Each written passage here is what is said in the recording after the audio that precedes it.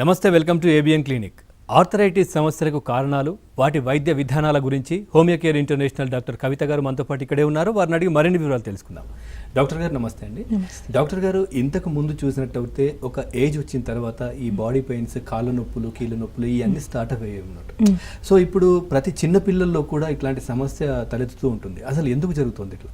Okay, so కీళ్ళ నొప్పులు రావడానికి సర్వసాధారణంగా ఇంతకుముందు ఏజ్ రిలేటెడ్ ఉండేదండి, డిజనరేటివ్ చేంజ్ అయ్యేదండి. Only age is the main factor ఉండే. బట్ నవేడేస్ హార్మోనల్ చేంజెస్ రావడం, అధిక బరువు ఉండడం అండ్ ఓవర్ వెయిట్ ఉండడం వల్ల, over burden and over use of the joints వల్ల నవేడేస్ ఈ ఆస్టియోఆర్థరైటిక్ చేంజెస్ ఎర్లీ పీరియడ్లోనే వచ్చే అవకాశాలు ఎక్కువగా ఉంటున్నాయి.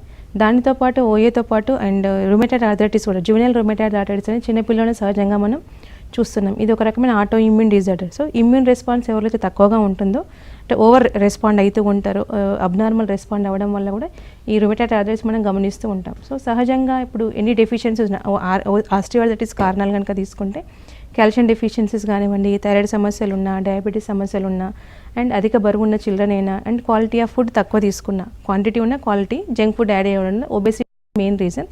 Hormonal changes, thyroid and PCOD సమస్యలు ఫీమేల్ అయితే తరచుగా గమనిస్తూ ఉన్నాం. వెయిట్ బేరింగ్ జాయింట్స్ మనకు ముఖ్యంగా హిప్ జాయింట్ అండ్ నీ జాయింట్స్ ఉంటాయి. సో అవి ఎర్లీగా వేర్ అండ్ టియర్ జాయింట్స్ అంటూ ఉంటాం. ఎర్లీగా డ్యామేజ్ కావడం అనేది గమనిస్తున్నాం.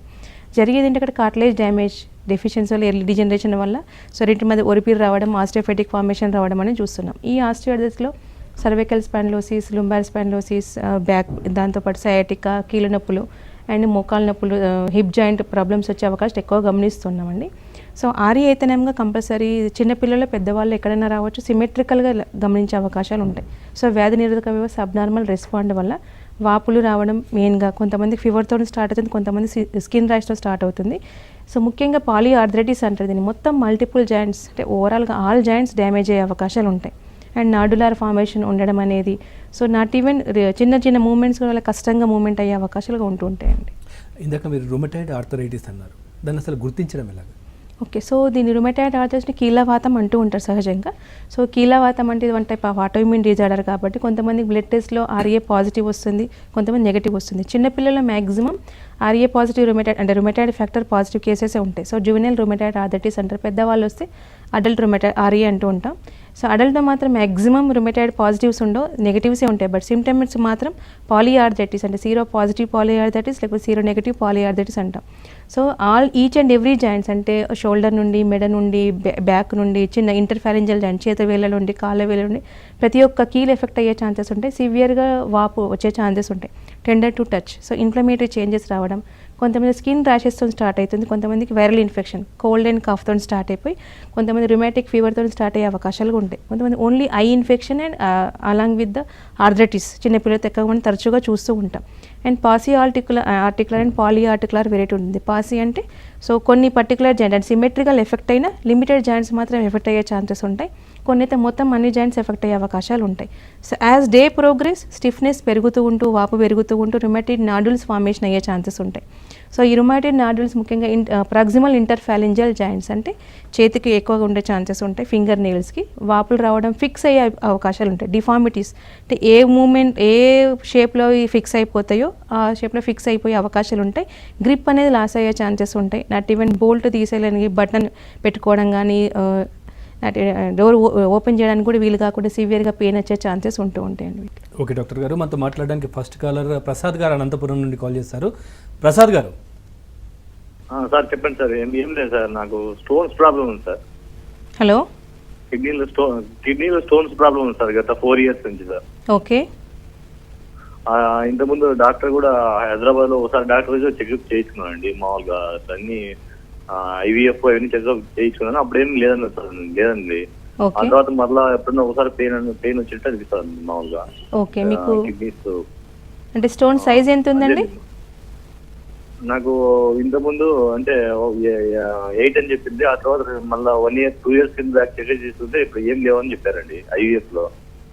ఓకే, సో పెయిన్ ఏమైనా ఉంటుందా మీకు? నొప్పి పెయిన్ లెఫ్ట్ సైడ్ అప్పుడప్పుడు ఎప్పుడున్న ఒకసారి పెయిన్ అనిపిస్తుంది అండి, అంటే లైట్ గా బ్యాక్ సైడ్.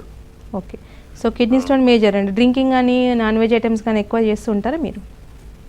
నాకు డ్రింకింగ్ అలా నాన్ వెజ్ కూడా ఇప్పుడు అకేషనల్ గా 3-4 months ఒకసారి తింటానండి. ఓకే. సో నార్మల్గా కిడ్నీ స్టోన్స్ అనేది అది కాక మేము కొంచెం పోలీస్ డిపార్ట్మెంట్ స్ట్రెస్ ఎక్కువ ఉంటుందండి మాకు. ఎస్, డ్రింకింగ్ ఎక్కువ పోలీస్ ఉండదు. డిపార్ట్మెంట్ లో కొంచెం డ్యూటీ చేస్తాము, కొంచెం స్ట్రెస్ ఎక్కువ ఉంటుందండి మెయిన్. అవునవును, స్ట్రెస్. ఓకే. అది అండి మాకు కొంచెం problem. Okay. So kidney stones అనేది మల్టిపుల్ రీజన్స్ ఉంటాయి, చాలా రకాల వెరైటీస్ కూడా ఉంటాయి. సో కాల్షియం డిపాజిట్ కానీ, ఫాస్ఫేట్ డిపాజిట్స్ కానీ, ఇన్ఫెక్టివ్ టైప్ కానీ ఉండే ఛాన్సెస్ ఉంటాయి. అండ్ యూరిక్ యాసిడ్ కూడా హై లెవెల్ అయ్యే వల్ల కూడా డిపాజిట్స్ వల్ల కూడా కిడ్నీ స్టోన్స్ ఫామ్ అయ్యే అవకాశాలు ఉంటాయి. సో వన్స్ ఒకసారి 8 mm అయింది, చాలా వరకు ఏంటంటే అప్ టు 4 mm చిన్నగా ఇసుక రేణుతో స్టార్ట్ అయ్యే ఛాన్సెస్ ఉంటాయి. డిపాజిషన్ పెరిగే కొద్దీ పెరుగుకుంటూ సైజ్ 4 mm to 8 mm తర్వాత సిమ్టమ్స్ అనేది మనకి కరెక్షన్ అయ్యే తెలిసే అవకాశాలు ఉంటాయి. సివియర్గా అంటే ఉండే ప్రదేశాన్ని బట్టి కూడా మన లక్షణాలు ఉంటాయి. కిడ్నీ స్టోన్లో మేజర్గా కిడ్నీలో ఉంటే కనుక డల్ ఏకింగ్ పెయిన్, ఏ సైడ్ ఉంటుందో మీకు ఆ సైడ్ డల్ ఏకింగ్ పెయిన్ అయ్యే ఛాన్సెస్ ఉంటాయి. అది యూరినరీ బ్లాడర్లో ఉంటే కనుక బ్లడ్ యూరిన్ రావడం, సివియర్గా బర్నింగ్ రావడం, యూరిన్ ఆగుకుంటూ వచ్చే ఛాన్సెస్ ఉంటాయి. అది యూరిథ్రాలో కనుక ఉంటే ఇంకా సివియర్ వామిటింగ్ సెన్సేషన్ వచ్చే ఛాన్సెస్ ఉంటాయి. సో సిమ్టమ్స్ బట్టి రిలీఫ్ అయ్యే ఛాన్స్ ఉంటుంది. ఇప్పుడు ఏ టైం ఇంత ముందు ఉంది కదా, ఇప్పుడు లేదంటే కనుక నార్మల్గా కొంతమందికి రాలిపోతూ ఉంటాయి ఎక్కువ వాటర్ ఇంటేక్ వల్ల.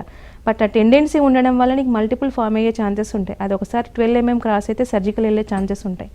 సో మీరు వాటర్ ఇంటేక్ ఎక్కువగా తీసుకుంటూ డైటరీ ఆస్పెక్ట్ మెయింటైన్ చేసుకుంటే సో హోమియో చికిత్స ఏ విధంగా బెనిఫిట్ అవుతుంది అంటే, సో మీకు అది ఫర్దర్గా బ్లాకేజ్ కాకుండా అంటే మళ్ళీ రిపీట్ కాకుండా ఉన్నాయి తగ్గడం, న్యూ రిపీట్ కాకుండా ఉండే ఛాన్సెస్ ఉంటాయండి.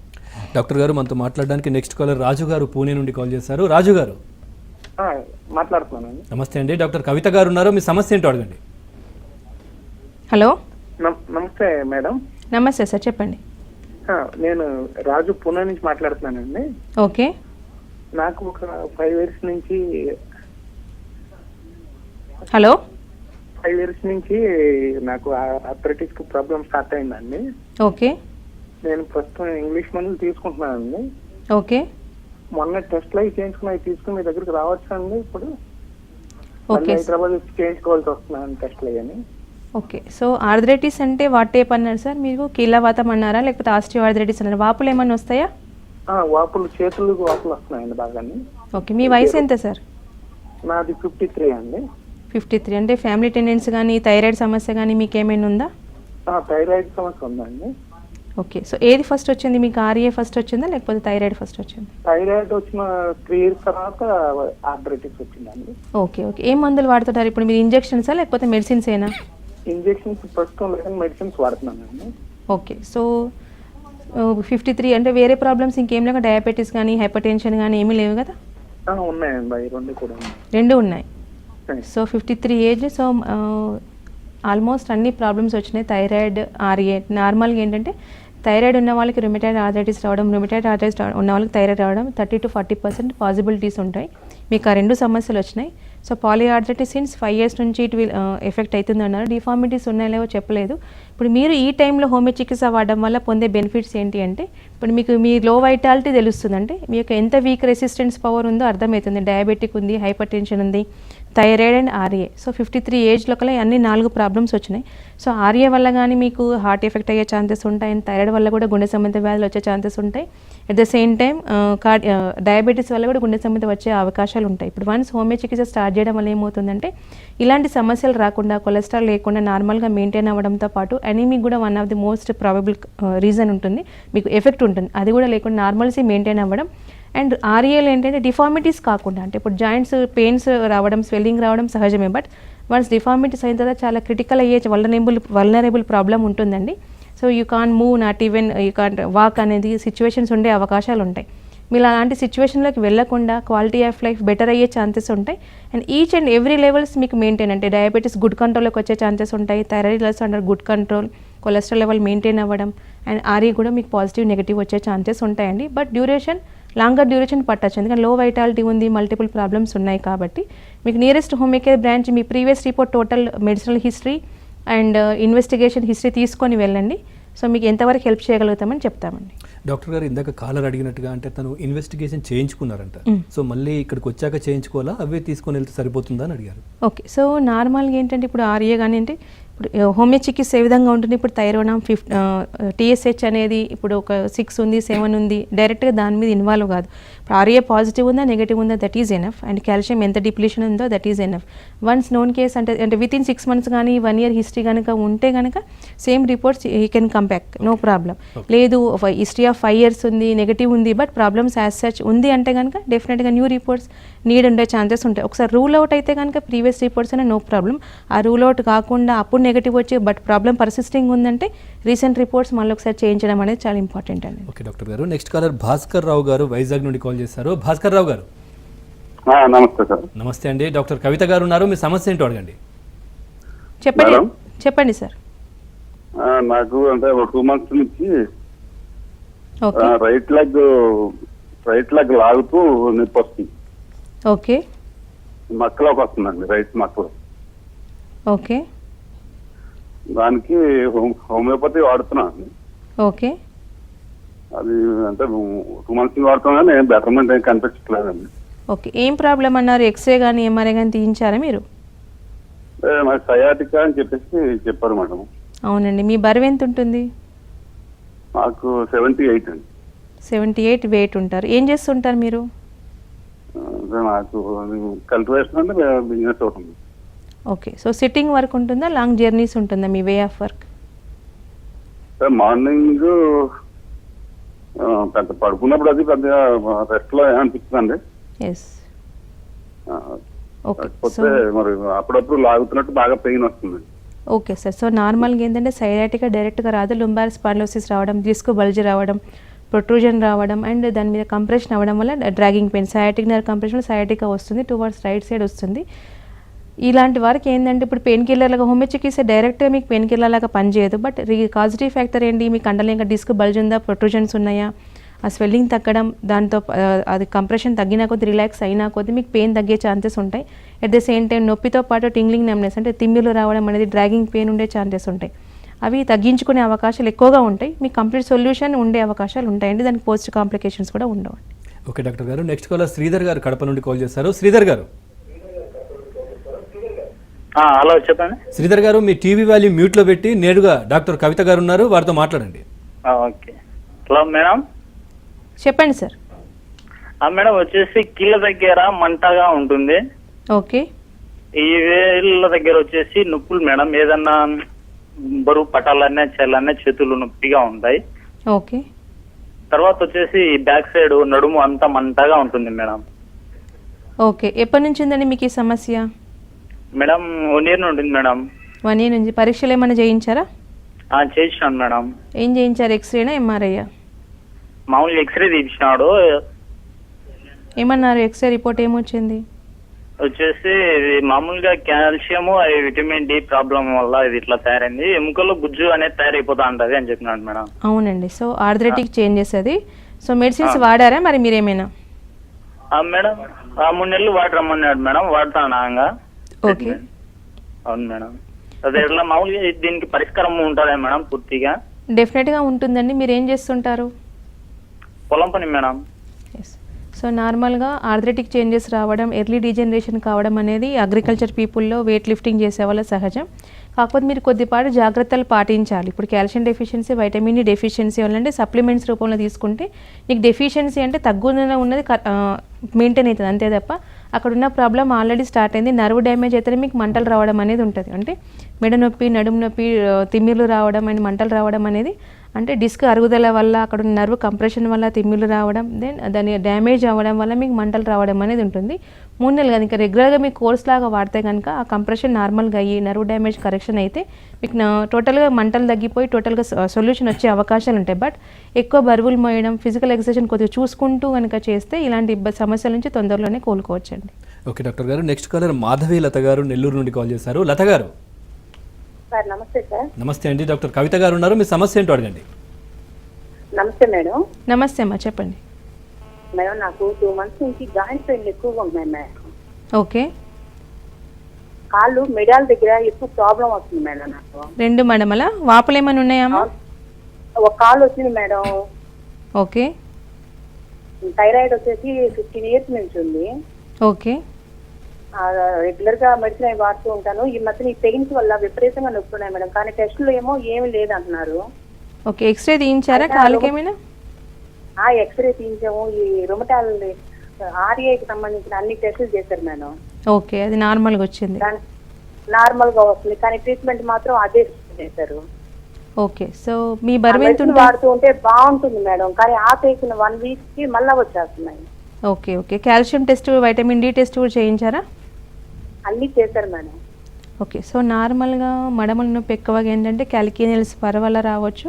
చాలామందికి ఎనీ గౌటీ ఆర్థరైటిస్ ఉన్న వాపులు రావచ్చు, వచ్చి కూడా సివియర్ పెయిన్ వచ్చే అవకాశాలు ఉంటాయి. థైరాయిడ్ వల్ల కూడా ఎక్కువగా రిస్ట్, మడమలు అండ్ యాంకిల్ జాయింట్స్ ఎక్కువ ఎఫెక్ట్ అయ్యే ఛాన్సెస్ ఉంటాయి. వెయిట్ బేరింగ్లో వీళ్ళకి థైరాయిడ్ సమస్యల్లో అధిక బరువు మోయడం అనేది ఉంటుంది, అధిక బరువు పెరగడం అనేది ఉంటుంది. దానివల్ల ఓవర్ బర్డెన్ వల్ల కూడా ఇలాంటి సమస్యలు, ముఖ్యంగా ఈ wrist and ankle joints early mornings ఎక్కువ వచ్చే అవకాశాలు ఉంటాయి. నాట్ ఈవెన్ స్టెప్ వేద్దామన్నా సివియర్గా పెయిన్ ఉండే ఛాన్సెస్ ఉంటాయి. So calcium deficiency, vitamin D deficiency ఉన్న సమస్యలు వస్తాయి. అది లేదన్నారు, బట్ ఆర్ఏ నెగిటివ్ ఉన్నా కూడా అది లేదని కాదు. ఒకసారి సిసిపి, సిఆర్పి టెస్ట్ చేయించండి. అవి పాజిటివ్ ఉన్నా కూడా ఇలాంటి సమస్యలు వచ్చే ఛాన్సెస్ ఉంటాయండి. ఎర్లీగా కనుక డిటెక్ట్ చేసుకొని మెడికేషన్ కనుక వాడితే మీకు స్టీరాయిడ్స్ అవసరం లేకుండానే, ఎక్కువ పెయిన్ కిల్లర్స్ అవసరం లేకుండానే మీకు 2 hours నార్మల్సీ వచ్చే ఛాన్సెస్ ఉంటాయి. సో హోమియోపతి ఏ విధంగా వర్క్ అంటే మీకు ఇచ్చే మెడికేషన్లో ఇలాంటి సమస్య ఉన్నా కూడా ఇటు కాన్స్టిట్యూషన్లో ప్రిస్క్రైబ్ చేస్తాం. అంటే థైరాయిడ్ కంట్రోల్ అవుతుంది అండ్ ఆర్థరైటిక్ కూడా ఆర్థరైటిక్ చేంజెస్ కూడా నార్మల్గా అయ్యే అవకాశాలు ఉంటాయి. బట్ ఎనీ డెఫిషియన్సీస్ ఉంటే కనుక సప్లిమెంట్ రూపంలో తీసుకోవాలి. మోడరేట్ ఎక్సర్సైజ్ లాంటి కూర్చుని దగ్గర ఎక్సర్సైజ్ చేసుకుంటే మెడికేషన్ వాడాల్స్తే మీకు సొల్యూషన్ ఉంటుందండి. ఓకే డాక్టర్ గారు, నెక్స్ట్ కాలర్ రామకృష్ణ గారు మదనపల్లి నుండి కాల్ చేస్తారు. రామకృష్ణ గారు. నమస్తే సార్. నమస్తే అండి, డాక్టర్ కవిత గారు ఉన్నారు, మీ సమస్య ఏంటో అడగండి. నమస్తే మేడం. నమస్తే సార్, చెప్పండి. నా పేరు రామకృష్ణ, మదనపల్లి ఫోన్ చేస్తున్నాము.